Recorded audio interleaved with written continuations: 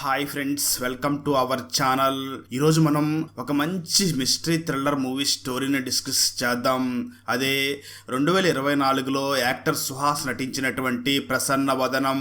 ఈ మూవీని డైరెక్టర్ సుకుమార్ గారి అసిస్టెంట్ అయినటువంటి అర్జున్ డైరెక్ట్ చేయడం జరిగింది. ఇప్పటి వరకు సుకుమార్ గారి అసిస్టెంట్స్ తీసిన మొదటి మూవీ ఎప్పుడూ ఫ్లాప్ అవ్వలేదు. సో ఈ మూవీ కూడా మిమ్మల్ని డిసప్పాయింట్ చేయకుండా మంచి మంచి ట్విస్టులతో ఉంటుంది. సో చివరి వరకు చూడండి. Now let's start our video.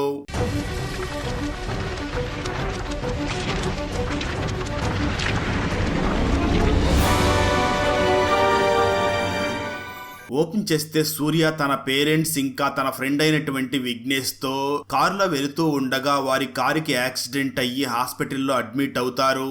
Surya parents ఇద్దరు యాక్సిడెంట్ లో చనిపోగా సూర్య మరియు విఘ్నేష్ మాత్రం ట్రీట్మెంట్ తర్వాత కోలుకుంటారు. సూర్య యాక్సిడెంట్ నుంచి అయితే కోలుకుంటాడు, కానీ యాక్సిడెంట్ తర్వాత సూర్య తన ఫ్రెండ్ విఘ్నేష్ ని చూసి గుర్తుపట్టలేకపోతాడు. దాంతో సూర్య గతం మర్చిపోయాడా అని అనుకుంటారు, కానీ నిజానికి సూర్యకి తన గతం మొత్తం గుర్తుంటుంది. దాంతో డాక్టర్ సూర్యని చెక్ చేసి సూర్యకి గతం గుర్తుంది, కానీ యాక్సిడెంట్ వల్ల సూర్యకి ఫేస్ బ్లైండ్నెస్ వచ్చింది. అంటే సూర్య ఎవరి ఫేస్ని గుర్తుపట్టలేడు. సూర్యకి అందరి ఫేస్లు ఒకేలాగా కనిపిస్తూ ఉంటాయి. చైనీస్ మరియు కొరియన్ మూవీస్ని చూసినప్పుడు మనకి అందరి ఫేస్లు ఒకేలా ఉన్నట్లు అనిపిస్తుంది కదా, అలా సూర్యకి ఎవరి ఫేస్ గుర్తుపట్టలేనట్లు ఉంటుంది. ఈ రోజు కలిసిన వ్యక్తి మళ్ళీ వెంటనే కనిపించినా సరే ఆ వ్యక్తిని గుర్తుపట్టలేడు.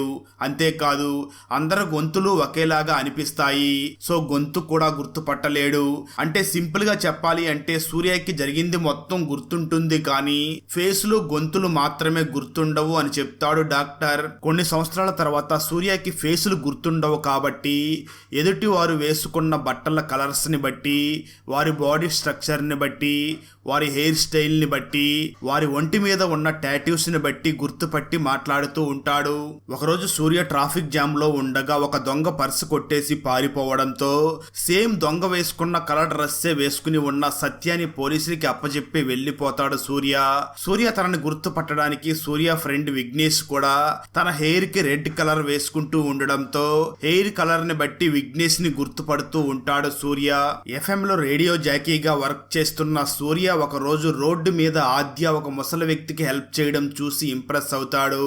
అయితే ఆ తర్వాత రోజు అనుకోకుండా ఆద్య వెళ్లిన ఏటీఎం దగ్గరకే సూర్య వెళ్లడంతో అనుకోకుండా ఆద్యతో గొడవ పడిన సూర్య, నిన్న ఒక అమ్మాయిని చూశాను, ముసలాయనికి హెల్ప్ చేసింది, అమ్మాయి అంటే అలా ఉండాలి, ఈ అమ్మాయి చూస్తే ఏటీఎం ముందు క్యూ లైన్ కోసం గొడవ పడుతుంది అనుకుని వెళ్లిపోతాడు.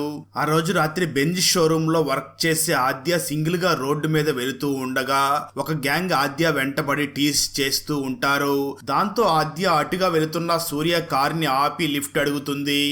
సూర్య కూడా ఫేస్లు గుర్తుండవు కాబట్టి ఏటీఎం దగ్గర గొడవ పడిన ఆద్యకి లిఫ్ట్ ఇవ్వగా ఆద్య మాత్రం ఏటీఎం దగ్గర జరిగిన గొడవని మనసులో పెట్టుకోకుండా లిఫ్ట్ ఇచ్చాడు అనుకుంటుంది.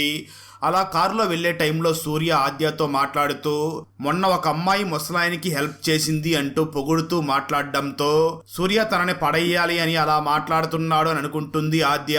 ఆ తర్వాత రోజు సూర్య ఎఫ్ఎం లో ఉండగా ఒక చిన్న పాప కాల్ చేసి మాట్లాడుతూ ఒక స్టోరీ చెప్తుంది.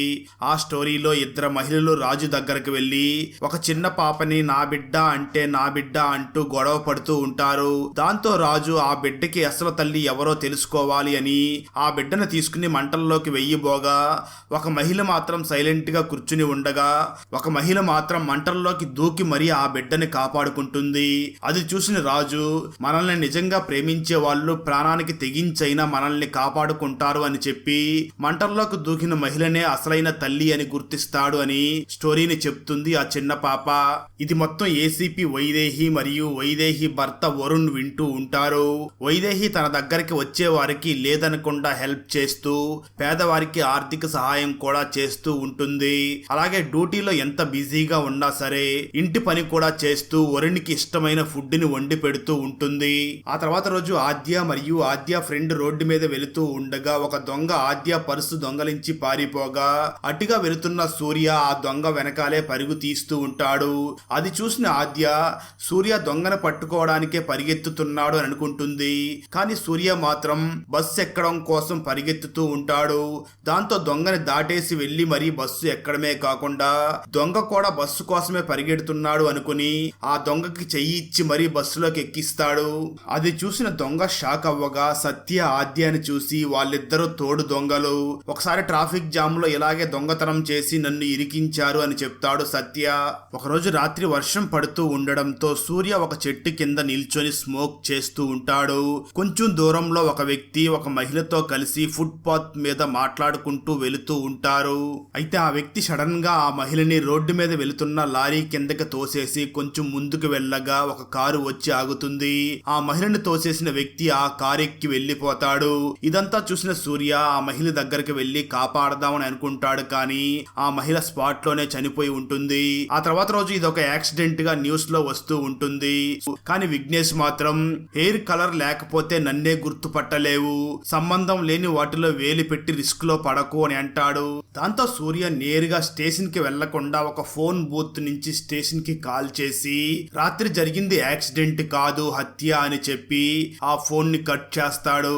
అది విన్న కానిస్టేబుల్ వెంటనే ఆ విషయం చెప్పడానికి ఎస్ఐ దగ్గరికి వెళ్తాడు.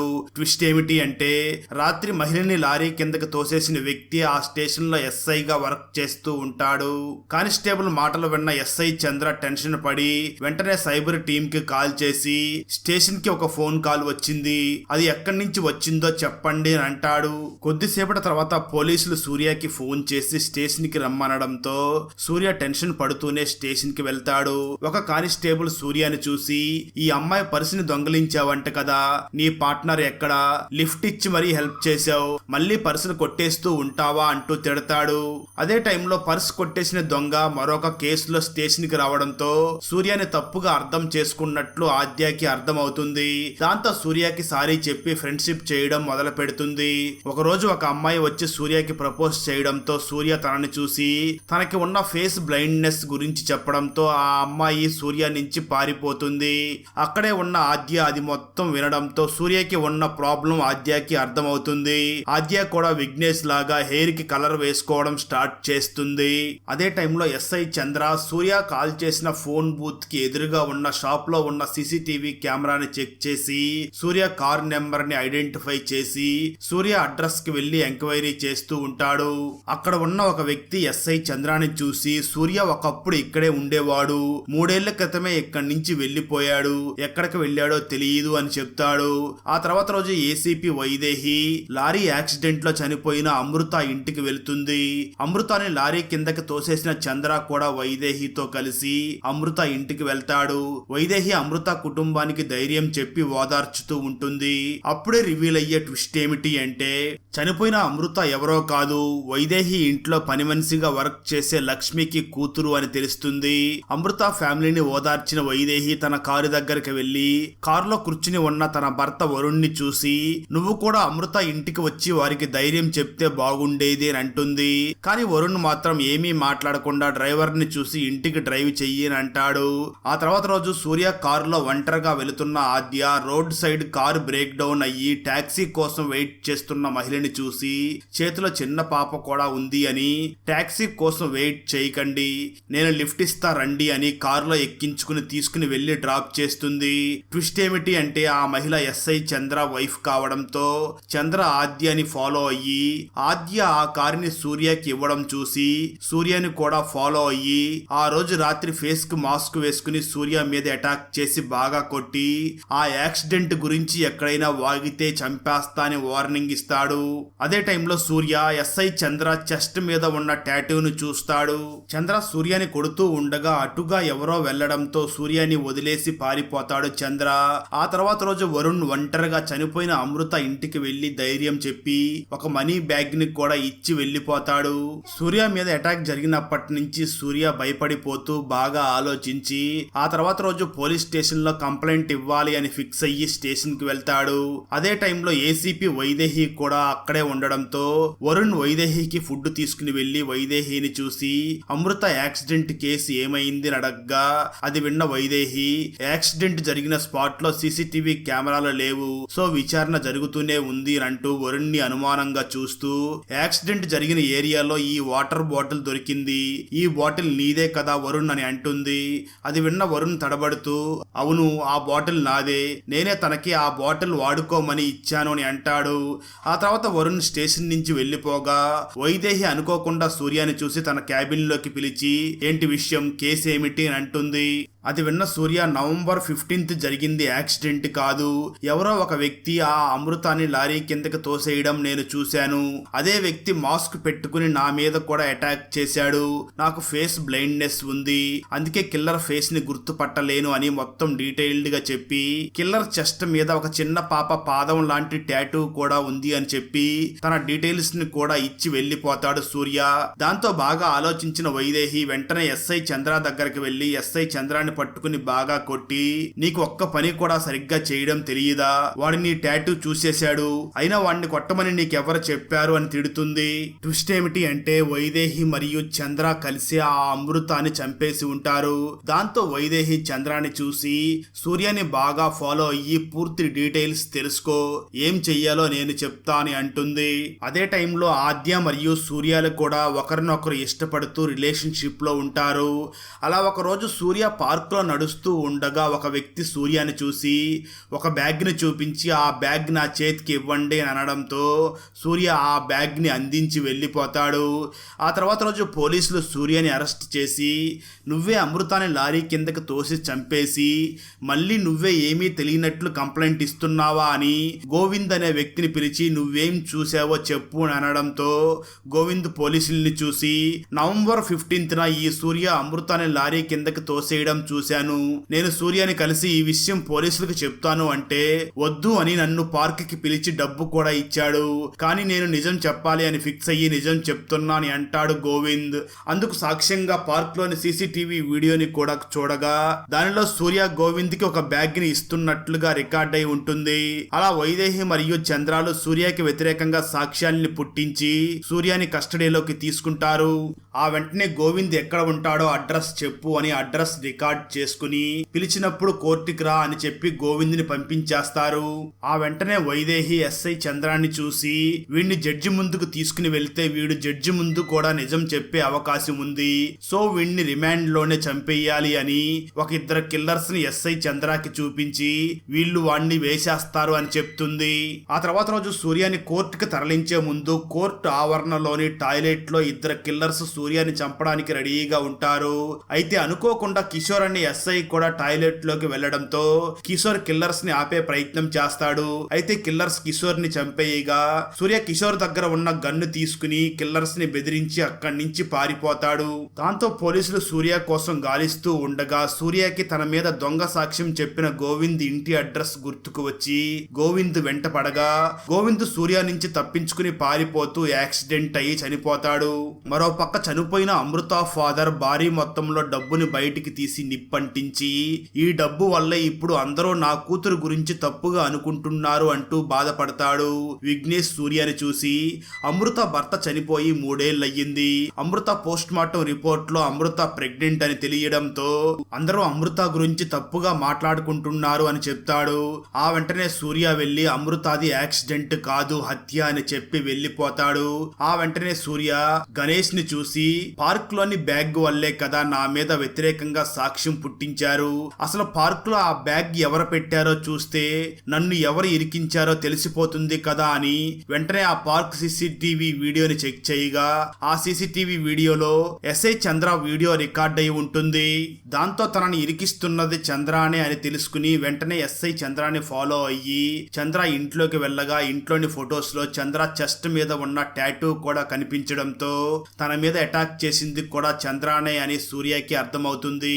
దాంతో సూర్య ఎస్ఐ కూతుర్ని చంపేస్తాను అని బెదిరించి అమృతాన్ని ఎందుకు చంపావు, నన్నెందుకు ఇరికిస్తున్నావు అని అడగడంతో చంద్ర జరిగింది చెప్పడం మొదలు పెడతాడు.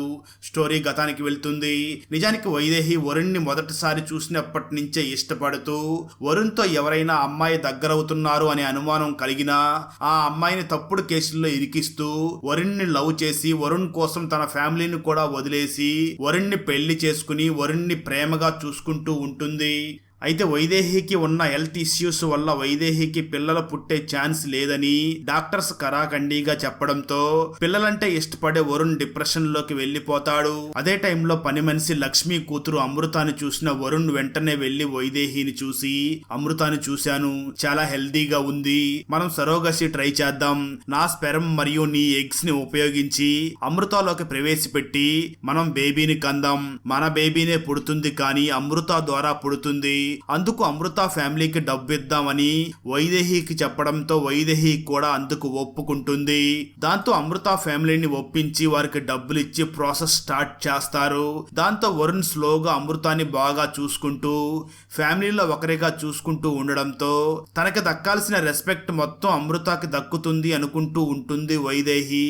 ఒకరోజు అనుకోకుండా వైదేహికి తన పాత డాక్టర్ కనిపించి మాట్లాడుతూ, సరోగసి ఎలా పాసిబుల్ అయ్యింది, నేను వరుణ్కి ఆల్రెడీ చెప్పాను కదా, నీ ఎగ్స్ అసలు సరోగసి కూడా పనికిరావు అని అంటుంది. దాంతో వైదేహి వెంటనే ప్రెసిడెంట్ డాక్టర్ కి కాల్ చేసి మాట్లాడగా ఆ డాక్టర్ కూడా, అవును అమృత, ప్రెగ్నెన్సీకి నీ ఎగ్స్ పనికిరావు, అందుకే అమృత ఎగ్స్ నే యూస్ చేశాం, ఈ విషయం అమృత కూడా తెలియదు, వరుణ్ సార్ ఈ విషయం సీక్రెట్ గా ఉంచమన్నారు అని చెప్తుంది. దాంతో కోపం తెచ్చుకున్న వైదేహి ఎస్ఐ చంద్రాన్ని కలిసి వరుణ్ కి తెలియకుండా సాక్ష్యం లేకుండా అమృతాన్ని చంపేయి అని అంటుంది. అలా ఎస్ఐ చంద్ర జరిగింది మొత్తం చెప్పగా చంద్ర వైఫ్ చంద్రాన్ని చూసి, ఒక ప్రెగ్నెంట్ ని అలా ఎలా చంపావు అంటూ తిట్టడంతో చంద్ర తప్పు తెలుసుకుని సూర్యాని వైదేహి ఇంటి దగ్గరికి తీసుకుని వెళ్లి సూర్యాని బయటే వెయిట్ చేయమని చెప్పి చంద్ర వెళ్లి వైదేహిని కలిసి, అన్యాయంగా సూర్యాని ఇరికించవద్దు, మన దగ్గర ఉన్న వేరే క్రిమినల్స్ ఎవరినైనా ఇరికిద్దాం, సూర్యాని వదిలేద్దాం అంటూ రిక్వెస్ట్ చేస్తాడు. ఆ మాటలు విన్న వైదేహి చంద్రాన్ని పొడిచి పొడిచి చంపేసి తన ఇంట్లోని పనివారిని పిలిచి ఈ బాడీని తీసుకుని వెళ్లి సూర్య ఇంట్లో వెయ్యండి అని అంటుంది. మొదట్లో టాయిలెట్ లో సూర్యాని చంపడానికి ట్రై చేసిన కిల్లర్స్ ఇద్దరు వైదేహి ఇంట్లోనే వర్క్ చేస్తూ ఉంటారు. ఆ వెంటనే సూర్య వెళ్లి విఘ్నేష్ ని కలిసి, వైదేహి చంద్రాన్ని చంపడం రికార్డ్ చేశాను, రేపు ఎఫ్ఎం కి జడ్జిని గెస్ట్ గా పిలిచి ఆయనకి జరిగింది మొత్తం చెప్పి ఈ వీడియోని చూపించి వైదేహికి శిక్ష పడేలాగా చెయ్యాలి అని అంటాడు. ఆ తర్వాత రోజు ఆద్య సూర్యాని ఇష్టపడడం ఇష్టం లేని ఆద్య మదర్ ఆద్యాని వెంటనే వేరే ఊరికి పంపించేస్తూ ఉండగా వైదేహి దగ్గర పనిచేసే కిల్లర్స్ ఆద్యానే ఫాలో అవుతూ ఉంటారు. సూర్య తన ఆఫీస్ లోకి వెళ్లి జడ్జిని ఇంటర్వ్యూ చెయ్యాలి అని ఆఫీస్ లోకి వెళుతూ ఉండగా ఆద్య అక్కడికి వచ్చి నా ఫోన్ కాల్స్ ఎందుకు లిఫ్ట్ చేయడం లేదు అని సూర్యతో గొడవ పడుతూ ఉంటుంది. అదే టైంలో వైదేహి దగ్గర పనిచేసే కిల్లర్స్ వచ్చి ఆద్యాని కిడ్నాప్ చేసి తీసుకుని వెళ్లిపోతూ ఉండడంతో సూర్య వారిని చేసుకుంటూ వెళ్తాడు. అయితే ఇక్కడ ట్విస్ట్ ఏమిటి అంటే నిజానికి ఆద్య కిడ్నాప్ అయ్యి ఉండదు. వైదేహి కావాలనే తన ఎయిర్ కి ఆద్య స్టైల్లో ఎయిర్ కలర్ వేసుకుని ఆద్యలాగా మాట్లాడడంతో వచ్చింది ఆద్య అని అనుకుంటాడు సూర్య. దాంతో వైదేహి కిడ్నాప్ అయినట్లుగా నటించగా ఆద్య కిడ్నాప్ అయ్యింది అని ఆ కిడ్నాపర్స్ ని చేస్తాడు. సూర్య రోడ్డు మీద పరిగెత్తడం చూసి ఆద్య కూడా సూర్య వెనకాలే వెళుతుంది.